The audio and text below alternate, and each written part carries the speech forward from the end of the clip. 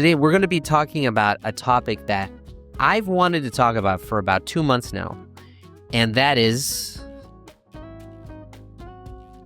the vibes that we want to teach our children about America.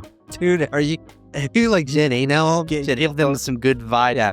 No, it's like you want to instill we're both American and you want to instill that Americanness onto your kids because that's part of their identity. Yeah. And, it's an interesting topic because 興味深い話題を聞きながらネイティブが実際に話す本当に生の会話になれるように今回のネイティブ同士の会話をお届けしたいと思います。皆さんこんにちは、アーサーです。他の動画でいつもシェアしているのですが、英語を実際に話せるようになるには話す感覚を身につける必要があるんですね。でも英語の教材や英会話レッスンの会話のほとんどは実際の生の会話とかなり違うんですよね。だから今回は僕とアメリカ人の友達のオースティンがフィルターなしで僕らのハーフの子供を日本で育てることについて話す動画をお届けしたいと思います。本当に生の会話だからこそレッスンではなかなか学べないネイティブが日常的にどのような表現を使うのか、会話の自然なテンポやリズムとか英語を実際に話す感覚が少しでも学べたらなと思います。I hope this video will help you get used to real English。もし印象に残った表現があったらぜひコメント欄でシェアしてくださいね。それでは Let's get started. I think this is a topic that transcends our experience here because this is very much the American experience. Yeah. Right? Because America is the only country in the world. Fuck you, Canada. America is the only country in the world that is an immigrant country. And Australia too. You forgot that. But whatever. America is the only country in the world that is an immigrant country. Yeah, all you need to do is just stop at world. America is the only country in the world. That's most American. It's the only country in the world that's an immigrant country, right?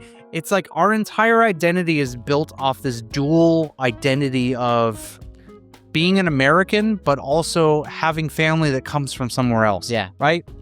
Because our country is only 250 years old, right? It's a very young country. Like, you talk about 250 years in Japan, and it's like, what even really happened? It's like Canada's like a drop in 2,000, 3,000 years. Dude, yeah, it's such a drop in the bucket compared to like Japan's massive history. Yeah. Like 250 years. Yeah. I don't know. Some stuff happened and a city was raised and another city was built and, some guy was an emperor.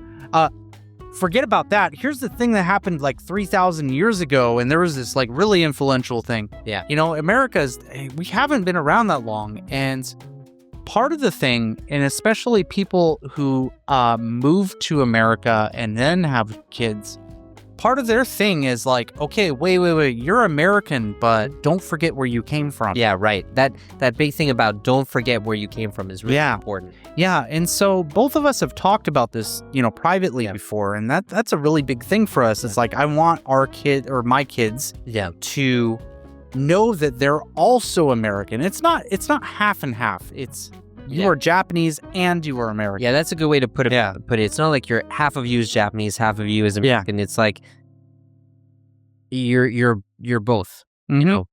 And it's funny that you mentioned that because we talked about this in the past on camera and off camera about how like our cultural heritage and how I think my family is much stronger on that. But what I found out is I was actually looking up like the history of Greeks in America. Yeah. And actually, for Greek Americans, there's a strong trend of them being more emphatic about their cultural heritage than other people groups. Oh, really? In general. Yeah. So it's like the Greeks are much more emphatic that you are from Greece. And what's funny is, so my dad, around 2000, he wanted to get in touch with his roots. So he went to Greece. Yeah. And, my grandfather, his father, who's 100% Greek, his dad came from Greece, So you're a third generation or fourth generation. I'm the last in my line that can get Greek citizenship.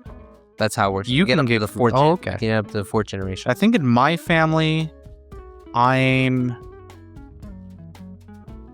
think maybe fourth generation. So my grandfather on my mom's side, his parents, I think, were in the UK. My grandma, her parents were from Ireland. Yeah. And then on my dad's side, I don't know. It might go back another generation. Yeah. But so it's about it's around that age of like about 100 years ago. Like in the late 1800s, early 1900s, when a lot of immigration happened. Yeah. But so my grandfather never talked about Greece. Yeah. And they went to Greek school, actually. They went, like, my dad and his 3 sisters went to Greek school every Saturday or something like that to learn Greek culture, whatever. Have you ever been to Japanese school? I went to one in Seattle, actually, just to check it out. And it's really intense. Yeah, it's interesting because, like, most of the Japanese Americans are super Americanized now, more than the other. Well, that's because of World War II. Yeah. Right. There were, like, if you... For those wanting to know, like, the history of that, and and this is still relevant to the topic of, like, instilling culture, but in the opposite. There's a really famous book called Farewell to Manzanar. It's one of my favorite books. I love this book. So this girl is obviously Japanese American. Her father and mother are both from Japan, and World War II breaks out, and her father is, like, conflicted because his family comes from Hiroshima. Okay. And his family is a samurai family. They're, like, really embedded, and, like, the reason why he moved to America was because after samurai kind of just lost all their power, his family didn't really know what to do, and he refused to become a merchant. Yeah. Like, because they looked at that as, like, lower. Yeah, that was like the lowest class, I don't want to become a merchant. So he decided to move to America and, like, start a new life. But then it's like when World War II broke out, he felt, he obviously, being Japanese, he loved Japan, but he identified as an American. Like, I love America and I'm staying here. I'm not going back to Japan. And that's how his family kind of felt the same. So there was this really big emphasis for a lot of Japanese Americans to just completely abandon their Japanese side and just fully embrace American culture. Especially because of the war. So nowadays, when you meet a lot of Japanese Americans, I'm talking families who've been in America for a while, not recently moved. Some of them can't even speak Japanese. Like, there was a girl in my high school, her name was Keiko, like, Hiranaka or something like that. She still had, like, a Japanese name? She was a full-on Japanese name, could not speak a single bit of Japanese at all, knew nothing about Japanese culture. It was crazy. Right? Yeah, and it's funny because a lot of German Americans too. They actually changed their last names to sound less German. Like, was it Donald Trump? Like, his dad's original last name was Trump or something. Yeah, it was like Trump. Trump.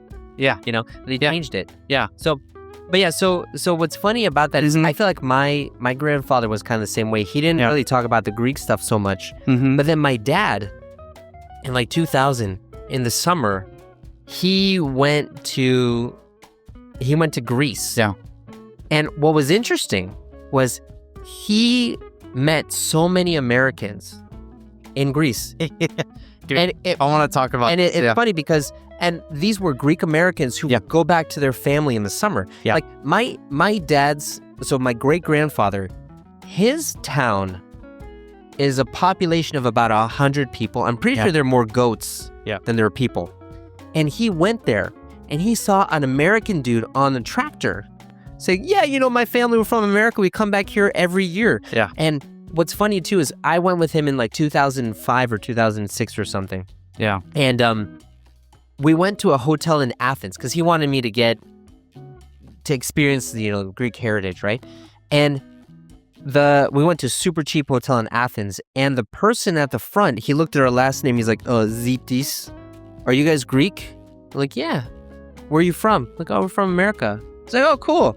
Where are you from? I'm like, oh, we're from Boston. Oh, cool. I'm from Peabody. Peabody is like the town next over from where I'm from. Okay. Because like there's tons of Greek people there.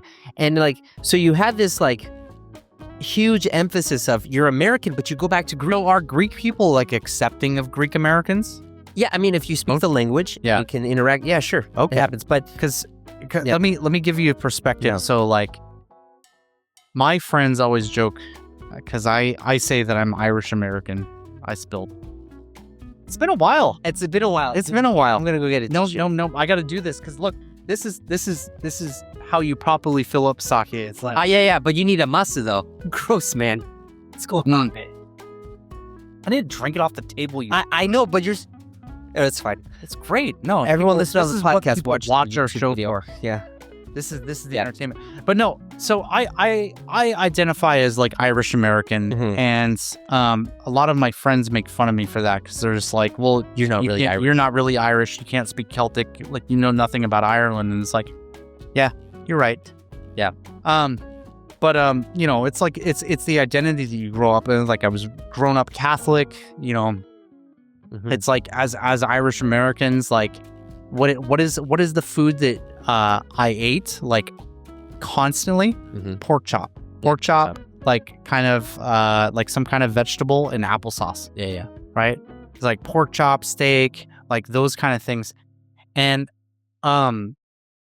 you know, most of my family's a bunch of alcoholics or drug dealers, so we got that too. So it's like I'm really embracing my Irish side. Yeah. But one of the things is Ireland constantly rejects and makes fun of people going back to Ireland from America. Yeah. And it's like, oh, okay. So the term plastic patty. Oh, you a plastic patty? Yeah. You know, you've heard that term before, right? Patty means Irish person. Yeah, so patty means Irish person, but plastic obviously means fake. Yeah. And it's like, you know, oh, you're just another plastic patty. Okay. Yeah. Go fuck off back to America. Like that kind of idea. Yeah. So it's interesting from hearing that like Greek people are accepting of American Greeks. Yeah. I think it goes back to like, so the Irish people, because they do speak Gaelic, but they're part of the UK, and so they speak English. Well, you gotta be careful with that one. So I don't think any Irish extremists are going to bomb me here in Yokohama, but but anyways, So, but they're part of the Greater Britain area, and so they all speak English. So it's much easier for them to meld into English society, and American society. But for the Greeks, it's a little bit more different. So, like I said, if you can speak the language, that's okay. But you know, I remember though, growing up, my dad really put an effort into reminding me that I was Greek. Sure. Even though I didn't speak the language and I had never been to Greece, like he would read me stories from Greek myths. We would watch The Last Stand of the 300 Spartans because my family's from Sparta. And nice. What's funny is like actually that I thought that was a really unique thing, but the majority of Greek immigrants at the time my great-grandfather came over were from Sparta. Yeah. It's like, oh, it's just a shitty place to live at that time. That's why. But yeah, so he really put an emphasis of like, you're Greek, you know? And, you know, now when I'm with my kids, you know, because my kids are so young that they don't even understand what it means to be Japanese, you know? And so I'm thinking about like, okay, I don't want to like shove this down their throat. But then again, also another thing too is because, you know, I was born in Germany, I went to international school. When I remember when we would go visit my grandparents, my mom would read me old folk tales, old American folk tales about Paul Bunyan, John Henry, Johnny Appleseed, and just to try to instill that Americanness in me. And so, like for me too, you know, I don't want to try to make it seem like being American is better than being Japanese because they're both different. Yeah. But I really want them to grow up with a clear identity of what these both are. So for me, you know, one of the things we watch a lot is actually there's a short Disney video on John Henry and another short video on Johnny Appleseed talking about you know, these American folk tales. And so right now we watched a lot, and I'm not trying to force them to watch it, but they want to watch it, you know? Yeah. But just trying to get them into those stories, you know? Yeah, I think for me, like, you know, because we've kind of discussed, like, do we want to raise our kids here in Japan or do we want to raise them in America? And, you know, and in our last episode, I talked about, like, I wanted to raise my kids here in Japan, but I don't want them to... it'd be great if they lived in Japan, but I don't want them to go to college here. Yeah. Right? And the reason for that, the reason why I don't want them to go to college here is I think that, like, one of the problems... Sorry, guys. Warning. I'm going to complain about Japan here. Austin loves Japan. I love Japan. One of the problems that I have with here, and this doesn't apply to everybody, but I think that there's a lot of, especially young people, when they enter a career, there's a lot of like just drone behavior. Yeah. Where it's like there's not a lot of critical thinking. You don't really think about why things exist. Like you follow the rules, you listen to the people who are older than you, and it's part of that like senpai-kohai relationship, right? Senpai can't make mistakes because they are senpai.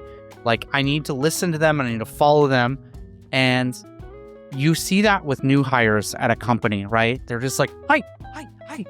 Just listening and doing whatever the person says, and it really feels like they don't have like agency. Yeah, that's and for sure. I don't want my kids to experience that. Mm-hmm. I would like my kids to go back to the U.S. and go to college there, because one of the things that the college does in the U.S. is they instill critical thinking skills. Yeah, right. And it's not necessarily trying to make them more rebellious, but it's like, okay, look, this rule exists. Why does it exist? Yeah, right. Okay, let me think about that. Does it make sense? Is it logical? Okay, I agree with this or I disagree with this. I want them to think about that, right? Yeah. And I think that's a really key part of American experience, because a lot of people will kind of look at American culture and go, oh, Americans are just rebels all the time. We always just say, fuck the establishment. Yeah. And it's not true. Yeah. Right? Americans will follow the rules if it makes sense. Yeah. Right? That's a really big thing about like American culture is like, I'm going to decide which rules I follow. Yeah, right. Right? I'm going to think about them and I'm going to go, this makes sense to me. I'm going to agree with this and follow this. And once you've made that decision, you're like really committed to it. Yeah, right. Right? And I really want my kids to follow that. Yeah, no, I get that. And that's also kind of like, we're talking about values there. Like, do you just want to follow the rules or do you want to analyze the rules and find out what's best for you? And yeah, I get that. Talking about, this is going to sound super uekaramese or super patronistic, especially because I'm not even Japanese. But I feel like a lot of Japanese people are not really Japanese. And by let me explain what I mean by this. All right. So as far as the cultural norms and values go, they follow that. But a lot of people don't really know the history of Japan.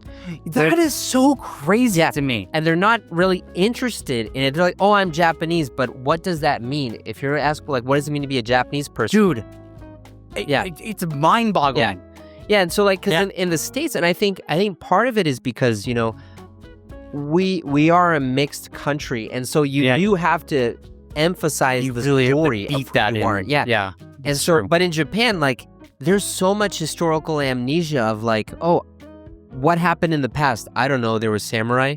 Yeah. Or like, what does it mean to be Japanese? What's special about Japan? Like, so many people, young people that I talk with, dude, they don't know anything about history. They don't know about where they're coming from. They don't know like what Japan is. It's so crazy to me. I'll give you a really good example of this is talking to somebody about their family history. Yeah. Now, keep in mind, there are some people who keep like really long records of where their family comes from.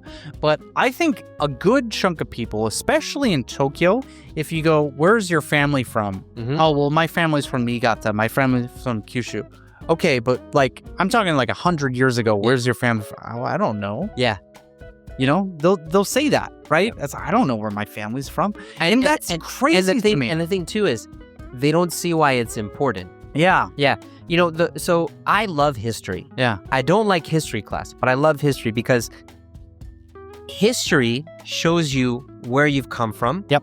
And the present is where you are right now. And if you can like line those two things up, then you can kind of plot a trajectory of where you're going to go in the future. So it's important to learn about history because if you want to know what's going to happen in the future, learning history really helps you with that. Sure. But here, I feel like people are just floating.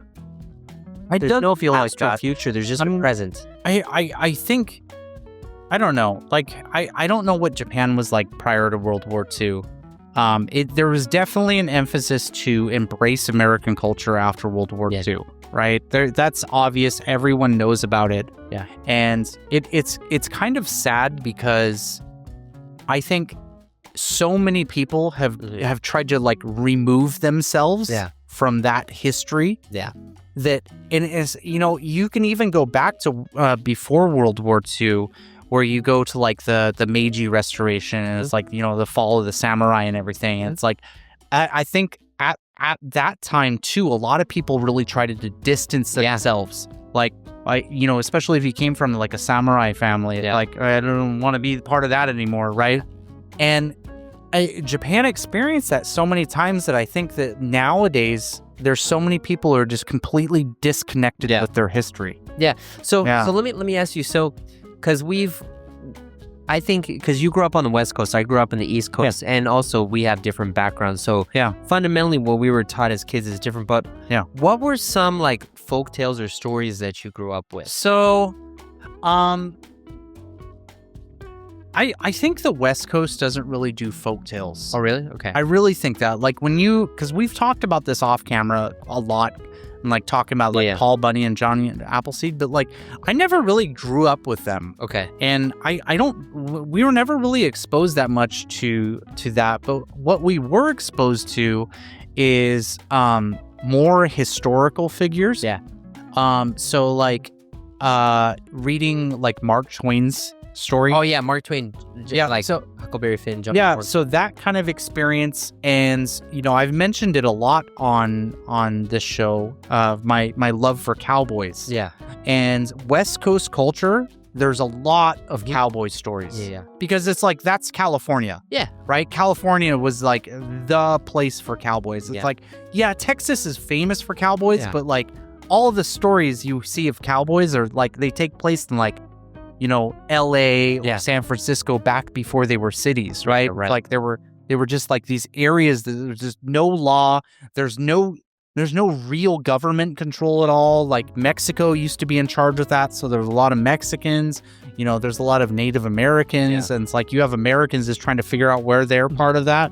And so I think we really connect with like cowboy stories. Yeah. Yeah. Well, no, I mean, that makes sense. Like I grew up hearing stories about Billy the Kid too, and Wyatt Earp, Billy the Kid, Wyatt Earp, that so, kind of thing, so, right? Yeah, you have those stories, but it's not just my wife. I've asked many of my students about what are some folk tales or stories that you hear growing up that really kind of show Japanese culture. Yeah, and most of them draw a blank. Mm-hmm. If they say anything, it's like Kachikachiyama, which is about a raccoon that goes around and does adventures.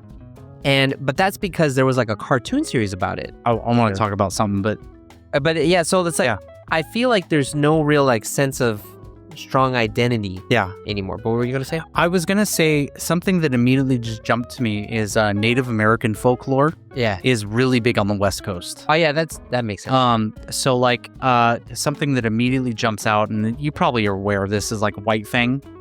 Actually, I don't know White Fang. You don't know White Fang? What's that? So White Fang is the story of a wolf that eventually, like, he starts, well, obviously he's born a wolf, and he's, I forget what happens to his mom. I think his mom dies, and some Native American hunters find him and adopt him as their pet dog. Yeah. Right? And they eventually encounter like some white guy. I forget what his business is, but anyways, they're doing a trade. Yeah. And the white guy is like, dude, I really like your dog. Or is he for sale? And it's like Hunter's like favorite dog. And he's like, I really don't want to sell it. And the guy's like, dude, name your price. I want that dog. And so the guy finally agrees to sell him. And so White Fang eventually like lives on this homestead with this guy and his family, and he like there's this like little girl that the guy's daughter, and so the dog like makes this big connection with the little girl, and eventually like there's this bad guy who shows up and like sneaks into the house to like steal stuff, and like the dog attacks it and the guy shoots the dog. Okay. And the guy who bought the dog is like really upset about it. Like the guy gets arrested or whatever, but he's like really upset because the dog's been shot, and like he's like, I don't care what it costs, but I'm going to help this dog. And so eventually they help the dog, and then he lives a happy life on this farm. But it's like that. Those kind of stories. There's a ton of like Native American stories that are like really animal focused. Yeah, and that's like like I've never heard that before. Yeah, I think. Really? So yeah, it's kind of a short story, but so speaking of stories though, so you read. Do you do bedtime reading with Luna? not yet. Not yet. Yeah, Okay. she's still a little bit too young, but yeah, I'm planning on Okay. doing. Dude, I can't wait. Yeah. Like, so I am a huge Tolkien fan. So I'm reading Lord of the. We're doing Lord of the Rings. We're doing Hobbit, Lord of the Rings. Man, at what age? Probably around 9. Yeah. Yeah. So Yeah. so like with Lewis and Leo, my kids, we do bedtime every time. And recently, Natsumi's been doing bedtime a lot more because I have meetings at night a lot more. Yeah. But that's another thing that's kind of like a tension for me, is because their default language now is Japanese. And they understand English no problem, but their default is Japanese. Yeah. And I mean, that's always going to be the case. yeah. It's just as long as they live here in Japan. Yeah. And so we're getting all of these storybooks in Japanese, Yeah. like nontan and stuff. And so Yeah. I'm like thinking, okay, one of the best ways that I can kind of share these stories is during bedtime. And so I actually go out of my way to buy not just English books, but like culturally significant English books. So I really like where you're going, but I want to talk about what you brought up earlier. We'll come back to the book part. Sorry, I'm burping, guys. Apologies. So I've been drinking a lot. Dude, I smell that over here now, man. Sorry. I'm just gonna travel here. So okay. So there is a really lots of stuff laughing. So there's a really nice story about, I forget what the name of the short story is, but basically there's a story about a guy who's Mexican, and he's Mexican American, right, and his family is from Mexico, and he was born in America, and he was raised in American culture. But, his family is obviously Mexican, so they really tried to instill like this Mexican culture, and he's fully fluent in Spanish. Yeah. But he describes speaking English as a very transactional language for him. Yeah. And Spanish feels like a very intimate language to him, because the only time he used Spanish is when he was talking with his family. Yeah, right. Right? And I think that's the same when it comes to our kids, and, if any like mixed nationality families. With our kids, it's going to be the same thing. Like, Japanese is going to be a very transactional language, where it's like, this is the language that you use in your daily life. You use it to get stuff done here. You use it to communicate with your friends here. But when it comes to communicating with your family, not so much, because it's just, it's just dad. Yeah. Realistically, like the rest of the family is Japanese, but like when it comes to communication, it's going to be very intimate, because you're talking with your parent. Yeah. Right. So that's something that I find very interesting, because I think on maybe a subconscious level, maybe our kids aren't really going to think about this, but English is always going to be something that's very like important and close to them. Yeah. Even if like they're not using it every day. Yeah, no, I get that. I mean, so my two sons' first languages were English, because that's what we spoke at home. And now they go to Hoikuen and Yochien, so they speak Japanese mainly. But yeah, I mean, the thing that I'm just thinking about, is because sometimes I think about why is this so important to me? Yeah. At the end of the day, I think it goes back to what you were saying before, which is, there are kids, and I want them to have the best life that they can. Yeah. And no culture is perfect. And so what I want them to do is I want them to take the good parts of Japanese culture. Yeah. But then also take the good parts of American culture. Yeah. And kind of put them together but if they don't know what an American is, they can't do that. Yeah. You know? And so, Yeah. so I mean, with my kids, I'm lucky because we go to the States every year. They spend time with grandma and grandpa. But I really just want them to kind of get the values of what I see as American values, which are, like you said, self-reliance. Yep. Critical fixing problems by yourself, critical thinking. And that's why I think I really want to focus on these stories because they share those values. You know? Yeah. I just think that like if I were to really distill down the best qualities of like America and Japan, I would say Japan, hands down, daily life. Yeah. People know how to just disconnect from all the bullshit in the bigger world. People are really good at that here in Japan. Something that I really hate about America is how divisive everything is. There's so many different tribes of people. It's also very confrontational. Very confrontational, right? There's so many different tribes of people that'll be like, you'll be in like a daily thing, like you'll be at work and somebody will bring up like, did you see what Trump did?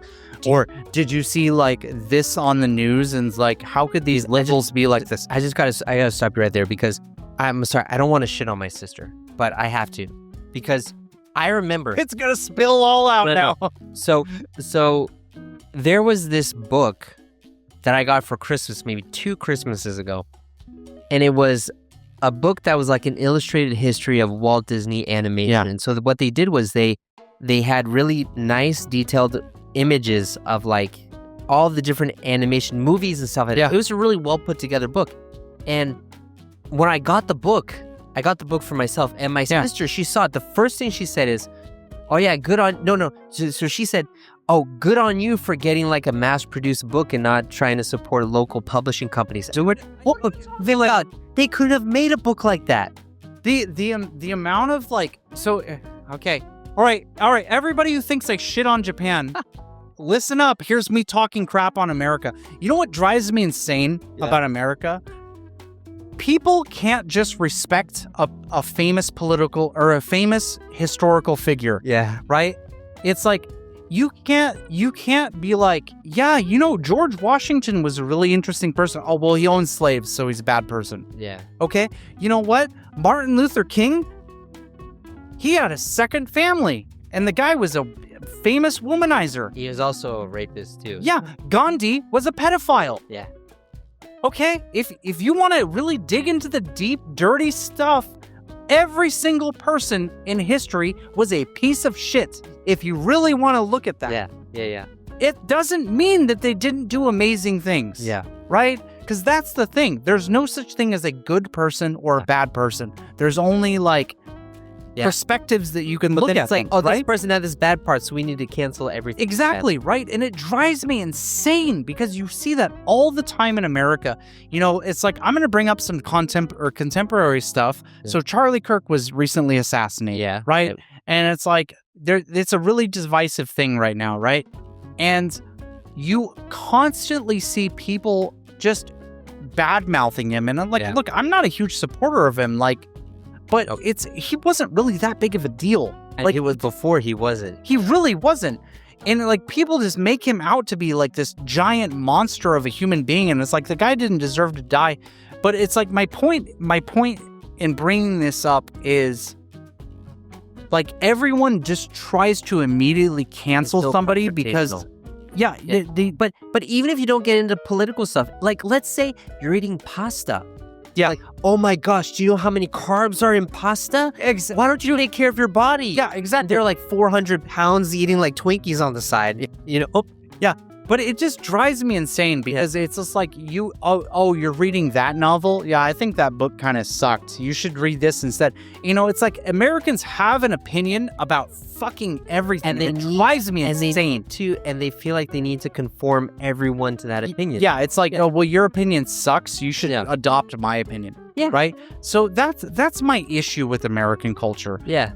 I love the critical thinking part. I love that people are able to come to their own conclusions. I hate the okay, I've made my decision. Now you need to follow my decision. Yeah.